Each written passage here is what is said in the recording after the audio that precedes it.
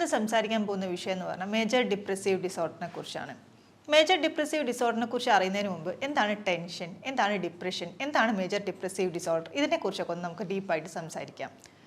Tension എന്ന് പറയുമ്പം നമ്മൾ ഒരു 8th സ്റ്റാൻഡേർഡിൽ പഠിക്കുന്ന ഒരു ആളാണെന്ന് വിചാരിക്കുക. അപ്പോൾ നമുക്ക് അതിൽ നിന്നും എല്ലാത്തിലും ഫെയിലിയർ ആയിപ്പോയി, എക്സാമിൻ്റെ റിസൾട്ട് വന്നു, എല്ലാത്തിലും ഫെയിലിയർ. അപ്പം നമുക്ക് കുറച്ച്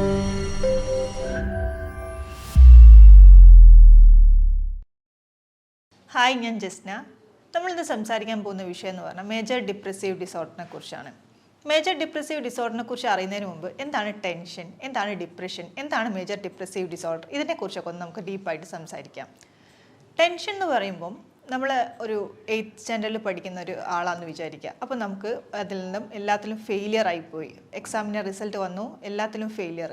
അപ്പം നമുക്ക് കുറച്ച് ദിവസത്തേക്ക് ഒരു ടെൻഷനും ഒരു സങ്കടവും ഒരു പ്രതീക്ഷ ഇല്ലാത്തൊരു ടൈമൊക്കെ വരും. ഇത് കുറച്ച് സമയത്തേക്ക് മാത്രമേ ഉണ്ടാവും. ഇതിനെയാണ് ടെൻഷൻ എന്ന് പറയുന്നത്. എന്താണ് ഡിപ്രഷൻ എന്ന് നോക്കുമ്പോൾ പെർസിസ്റ്റൻ്റ് ആയിട്ടും കണ്ടിന്യൂസ് ആയിട്ടും ഒരു 2 ആഴ്ചയിൽ കൂടുതൽ സങ്കടം, പ്രതീക്ഷയില്ലായ്മ, ഒരു ഇൻട്രസ്റ്റ് ഇല്ല ഒരു കാര്യത്തിലും, ഇതിനെയൊക്കെയാണ് നമ്മൾ ഡിപ്രഷൻ എന്ന് പറയുന്നത്. 2 ആഴ്ച കാലത്തോളം നമുക്കൊരു ടെൻഷൻ കാര്യങ്ങളൊക്കെ വരും. അതൊരു കണ്ടിന്യൂസ് ആയിട്ടുള്ളൊരു അവസ്ഥയായിരിക്കും. ഇതിനെയാണ് നമ്മൾ ഡിപ്രഷൻ എന്ന് പറയുന്നത്. കുറച്ച് മാസങ്ങൾക്ക് മുമ്പ് നമ്മുടെ ക്ലിനിക്കിൽ ഒരു കേസ് വന്നിട്ടുണ്ടായിരുന്നു. ആൾ ഭയങ്കര പ്രതീക്ഷയറ്റ പോലൊരു സംസാരം, ഒന്നും ചെയ്യാൻ പറ്റുന്നില്ല, ഡേ ടു ഡേ ആക്ടിവിറ്റിയിൽ എപ്പോഴും ആക്റ്റീവായിരുന്ന ഒരാളായിരുന്നു. പക്ഷേ ഇപ്പം ഒരു ഇൻട്രസ്റ്റ് ഇല്ല, ഒരു കാര്യം ചെയ്യാൻ ഒരു ഇൻട്രസ്റ്റ് ഇല്ല. മരണത്തെക്കുറിച്ചുള്ള റിക്കറൻ്റ് ആയിട്ടുള്ളൊരു തോട്ട്സ് വരുന്നു. അതിനുള്ള മരണം ഒന്ന് മരിച്ചിരുന്നെങ്കിൽ എന്നുള്ള ഒരു ചിന്ത മനസ്സിനുള്ളിൽ എപ്പോഴും കുടിയേറി കിടക്കുകയാണ്. അങ്ങനെയുള്ളൊരു അവസ്ഥയിലായിരുന്നു നമ്മുടെ അടുത്ത് വന്നിട്ടുണ്ടായിരുന്നത്. നമ്മൾ ഡയഗ്നോസ് ചെയ്തു, കാര്യങ്ങൾ കൂടുതൽ ഡീപ്പായിട്ട് സംസാരിച്ചപ്പോൾ അവർക്ക് മേജർ ഡിപ്രസീവ് ഡിസോർഡർ ആയിരുന്നു അനുഭവപ്പെട്ടിരുന്നത്. എന്താണ് മേജർ ഡിപ്രസീവ് ഡിസോർഡർ എന്ന് നമുക്ക് നോക്കാം. മേജർ ഡിപ്രസീവ് ഡിസോർഡർ എന്ന് പറയുമ്പോൾ ഫസ്റ്റ് ഒരു 9 സിംറ്റംസ് ഉണ്ട്. അതിൽ 5 സിംറ്റംസ് നമ്മൾ മസ്റ്റായിട്ട് കാണിക്കുന്നുണ്ടെങ്കിൽ അതൊരു മേജർ ഡിപ്രസീവ് ഡിസോർഡർ ആണെന്ന് നമുക്ക് മനസ്സിലാക്കാൻ വേണ്ടി പറ്റും. അപ്പോൾ ആദ്യമായിട്ട് പറയുകയാണെങ്കിൽ ഒരു സാഡ്നെസ്, ഒന്നിനും ഒരു സന്തോഷമില്ല, ഭയങ്കര ഒരു സാഡ്നെസ്. പിന്നെ അതുകൊണ്ട് ഹോപ്പ്ലെസ്നെസ്, ഒരു പ്രതീക്ഷയറ്റ ജീവിതം, ഇനി എന്തെന്ന് അറിയില്ല. അങ്ങനെ ഒരു അവസ്ഥയാണ് നമ്മൾ ആദ്യമായിട്ട് പറയുന്നത്. രണ്ടാമത്തെ കാര്യം എന്ന് പറഞ്ഞാൽ ഒരു ഇൻട്രസ്റ്റ് ഇല്ല, ഒരു കാര്യത്തിനോടും ഇൻട്രസ്റ്റ് ഇല്ല. പണ്ടൊക്കെ നമ്മൾ വളരെ ഹാപ്പി ആയിട്ട് ചെയ്തുകൊണ്ടിരുന്ന കാര്യം ഇപ്പോൾ ഒരു ഹാപ്പിനെസ്സിനോട് കൂടെ ചെയ്യാൻ പറ്റുന്നില്ല, ഇൻട്രസ്റ്റ് ഇല്ല. മൂന്നാമത്തത് ഇൻസോംനിയ ഓർ ഹൈപ്പർസോംനിയ.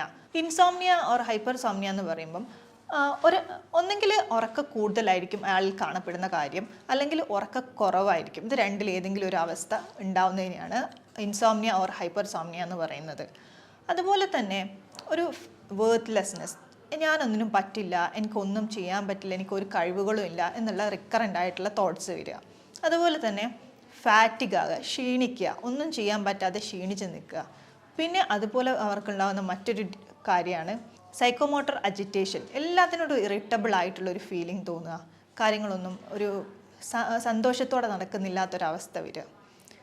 ഇതിൽ 5 സിംറ്റംസ് നമ്മൾ കാണിക്കണം, എന്നാലേ മേജർ ഡിപ്രസീവ് ഡിസോർഡർ ആണെന്ന് പറയാൻ പറ്റുള്ളൂ. കൂടാതെ മരണത്തെക്കുറിച്ചുള്ള ചിന്തകൾ അവരുടെ ഉള്ളിലേക്ക് വരിക, സൂയിസൈഡൽ ഐഡിയേഷൻ കാണിക്കുക, സൂയിസൈഡ് അറ്റംപ്റ്റ് നടത്തുക, ഇത്തരം കാര്യങ്ങളും ഈ മേജർ ഡിപ്രസീവ് ഡിസോർഡർ ഉള്ളവർക്ക് കാണപ്പെടുന്നുണ്ട്.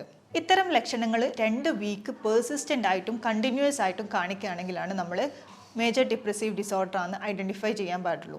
മറ്റൊരു കാര്യമാണ് നമ്മുടെ ഈ ഒരു സിംറ്റം കാരണം നമ്മുടെ സോഷ്യലാണെങ്കിലും ഒക്യുപ്പേഷണലാണെങ്കിലും പേഴ്സണൽ ലൈഫിലാണെങ്കിലും ബുദ്ധിമുട്ടുകൾ അനുഭവപ്പെടുന്നുണ്ട് എന്നുണ്ടെങ്കിൽ ഇത് മറ്റൊരു ലക്ഷണമാണ്. അതുപോലെ തന്നെ ഇത് ഒരു ഡ്രഗ്സ് യൂസ് ചെയ്തത് കൊണ്ടോ മറ്റു കാര്യങ്ങൾ കൊണ്ടോ അല്ല ഈ ഒരു ഡിപ്രഷൻ ഉണ്ടാവുന്നത് എന്നുണ്ടെങ്കിൽ ഇതിനെ നമ്മൾ മേജർ ഡിപ്രസീവ് ഡിസോർഡർ എന്ന് വിളിക്കും. ഈ ഒരു സിംറ്റം കാണിക്കുന്നത് ഫിസിക്കൽ കണ്ടീഷനോ അല്ലെങ്കിൽ ഡ്രഗ്സ് യൂസോ ചെയ്യാത്ത ഒരാളാണെങ്കിൽ മാത്രമാണ് നമുക്കിത് മേജർ ഡിപ്രസീവ് ഡിസോർഡർ ആണെന്ന് പറയാൻ പറ്റുക. സ്ക്രീസോഫ്രീനിയ, സ്ക്രീസോ അഫക്റ്റീവ് ഡിസോർഡർ, ഇത്തരം ഡിസോർഡറിൻ്റെ കൂടെ ഡിപ്രഷൻ വരികയാണെങ്കിൽ അതിനെ നമ്മൾ ഒരു മേജർ ഡിപ്രസീവ് ഡിസോർഡറായി കണക്കാക്കാൻ പറ്റില്ല. ഡിപ്രഷൻ വരാനുള്ള കാരണം അല്ലെങ്കിൽ മേജർ ഡിപ്രസീവ് ഡിസോർഡർ വരാനുള്ള കാരണം എന്ന് പറയുന്നത് ഒന്ന് ജെനറ്റിക്സ് ആണ്. പാരമ്പര്യമായിട്ട് നമ്മുടെ അച്ഛന്, അമ്മയ്ക്ക്, അതുപോലെ ആർക്കെങ്കിലും ഈ ഡിസോർഡർ ഉണ്ടെങ്കിൽ കുട്ടികളായ നമുക്കും ഈ ഡിസോർഡർ വരാനുള്ള ചാൻസ് കൂടുതലാണ്. മറ്റൊരു കോസൽ ഫാക്ടറാണ് ന്യൂറോ ട്രാൻസ്മിറ്ററിൻ്റെ ഏറ്റക്കുറച്ചിൽ കാരണം നമുക്ക് മേജർ ഡിപ്രസീവ് ഡിസോർഡർ വരാൻ കാരണമാകുന്നു. മറ്റൊരു വിഷയവുമായി നമുക്ക് വീണ്ടും കാണാം. Thank you.